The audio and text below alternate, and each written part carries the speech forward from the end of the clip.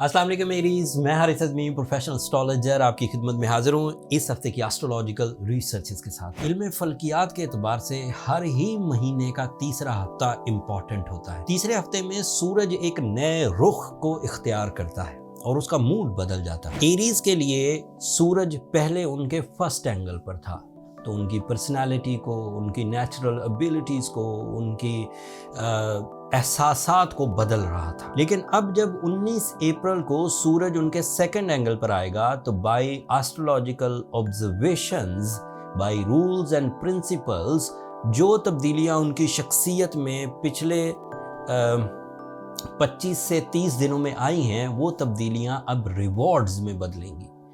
अब सिर्फ वो सलाहियतों को पॉलिश नहीं कर रहा होगा, अब सलाहियतों की पॉलिशिंग हो चुकी एंड 19 तारीख के बाद आप बड़े बड़े फैसलों की तरफ जाएंगे।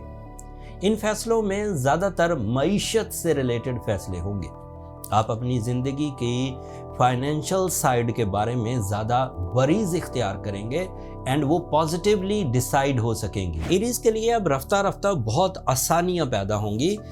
फॉर 1 मंथ अप्रॉक्सीमेटली अगले हफ्ते मरकरी भी डायरेक्ट हो जाएगा, आपका रूलिंग प्लैनेट भी आपके फर्स्ट एंगल पर आ जाएगा। मैं प्रोफेशनली ये स्टेटमेंट दे रहा हूँ फॉर द एरीज पीपल कि अपनी कमर कस लीजिए, अपने जर्नल सक्सेस मोमेंटम से निकलकर हायर लेवल के सक्सेस मोमेंटम्स को क्रिएट करने की कोशिश करें। उसके लिए ज़्यादा सोच विचार, ज़्यादा कम्युनिकेशन, ज़्यादा डॉक्यूमेंटेशन, ज़्यादा डिसीजंस, इनकी तरफ आपको माइल होना होगा।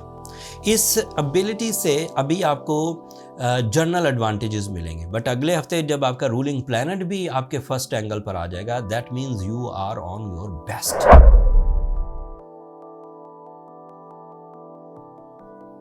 अस्सलाम वालेकुम टॉरियंस, मैं हारिस अज़मी प्रोफेशनल एस्ट्रोलॉजर आपकी खिदमत में हाजिर हूँ इस हफ्ते की एस्ट्रोलॉजिकल रिसर्चेस के साथ। प्लैनेटरी पोजीशन कुदरती तौर पर जैसे ही ईद की छुट्टियां खत्म हुई आपके लिए सूदमंद साबित होना शुरू हो जाएगी। So it is a ready platform for your performances. आपके लिए सूरज 19th ऑफ अप्रैल को आपके फर्स्ट एंगल पर आ जाएगा। So you are more decisive, you are more brave, you are very accurate and स्टैमिनाइज्ड।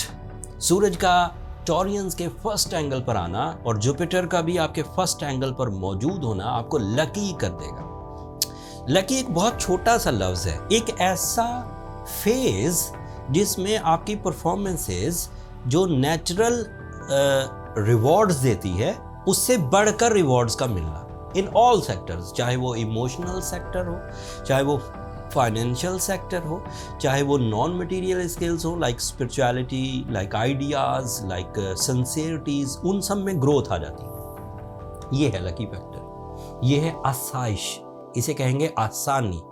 इसका एक स्पिरिचुअल बैकग्राउंड भी है। उस स्पिरिचुअल बैकग्राउंड में लकी फैक्टर को खैर और बरकत कहते हैं। Unexpected positive changes by the spirituality, अल्लाह ताला की तरफ से है, तो ये भी अल्लाह ताला की तरफ से, बट साइंस उसे लक फैक्टर कहती है एंड इस्लामियात या स्पिरिचुअल साइड उसे खैर और बरकत कहती है। ये वो चीज़ है जो आपने तवक्को नहीं की होती, ब्लेसिंग्स की वजह से आपको मिलती है, या फिर अच्छे मौसम की वजह से मिल गई, वो भी ब्लेसिंग है इनडायरेक्टली, या आपकी गैर मामूली परफॉर्मेंसेस से मिल गई जो आप परफॉर्म किया नहीं करते लेकिन आपसे उस दिन परफॉर्म हो गया।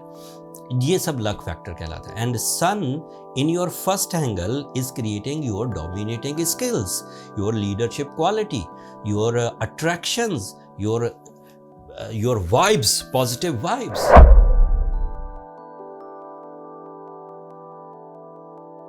अस्सलाम वालेकुम जेमिनाइज, मैं हारिस अज़मी प्रोफेशनल एस्ट्रोलॉजर आपकी खिदमत में हाजिर हूँ इस हफ्ते की एस्ट्रोलॉजिकल रिसर्चेस लेकर। जिन लोगों को वक्त की साइंस से मोहब्बत है, जिन लोगों को अपनी सलाहियतों को भरपूर अंदाज से रिवॉर्ड्स में कन्वर्ट करना होता है, जिनके मिशंस बड़े हैं, जिनका विजन बड़ा है, जिनकी जिम्मेदारियां बड़ी हैं, उन्हें वक्त को जज करना ही होगा। बहार और खिज़ां को जो लोग जज करके डिसीजंस लेते हैं वो लॉसेस से बचे रहते हैं। साल में 30 दिनों के लिए सूरज आपके 12th एंगल पर ट्रांजिट करता है, वहां घूमता है। 12th एंगल पर सूरज के जाने से मटेरियल एडवांटेजेस थोड़े कम हो जाएंगे, जो फिजिकल एडवांटेजेस थे, मटेरियल एडवांटेजेस थे, बट स्पिरिचुअल एडवांटेजेस मिलेंगे।